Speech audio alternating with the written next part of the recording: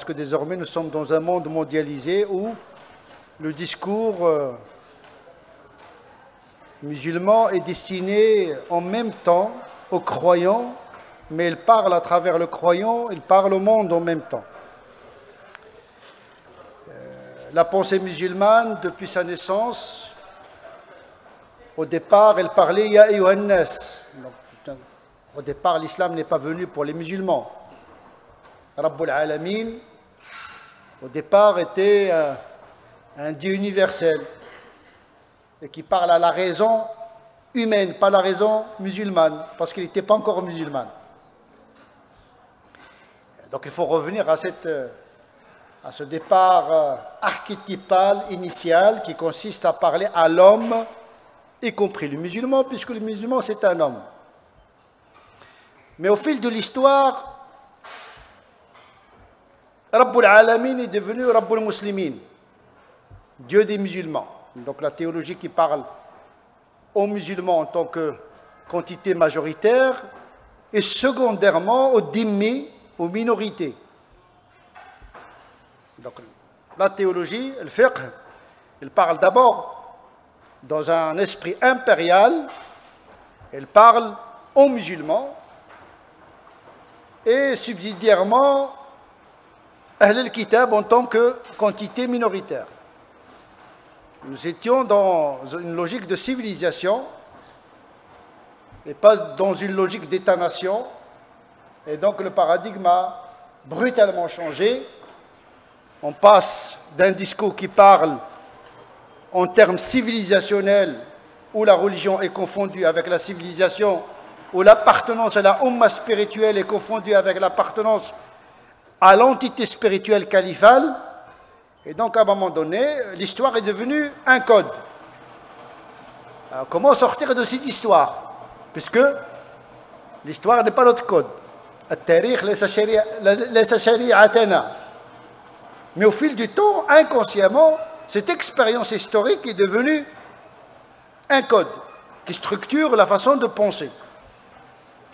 Avec l'effondrement de la Khilafa, le démembrement du monde musulman, en État-nation, avec la mondialisation, nous sommes entrés dans une nouvelle configuration où les musulmans, désormais, sont une minorité dans la planète. 1,5 milliard de musulmans, dilués dans plus de 6 milliards d'humanité. Donc voilà, on est dans la mondialisation par le biais d'Internet, les transports de plus en plus sophistiqués. Donc on est dans une humanité fractale, où tout dans la partie, une intrication des cultures, etc. Donc là, le monde a changé. Il y a le Coran mécois, réalité mécoise. Il y a le Coran médinois. Ça aurait pu être le Coran de Taïf.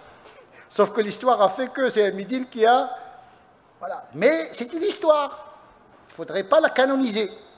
C'est ça la confusion fondamentale que commettent les penseurs, c'est que l'expérience historique du Coran devient le code à reproduire. C'est ça le salafisme, c'est revenir à l'histoire du moment coranique et pas à l'esprit du message en tant que tel.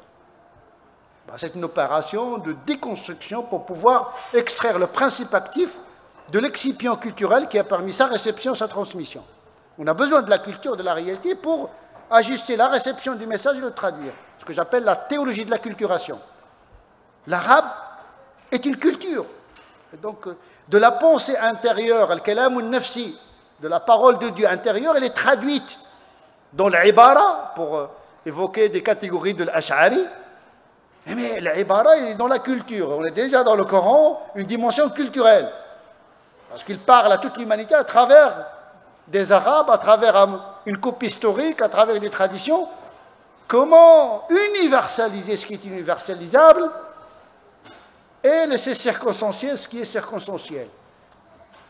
Donc, il n'y a que la singularité qui est universelle. C'est-à-dire, il n'y a pas d'universel absolu, il y a l'universalisation du singulier.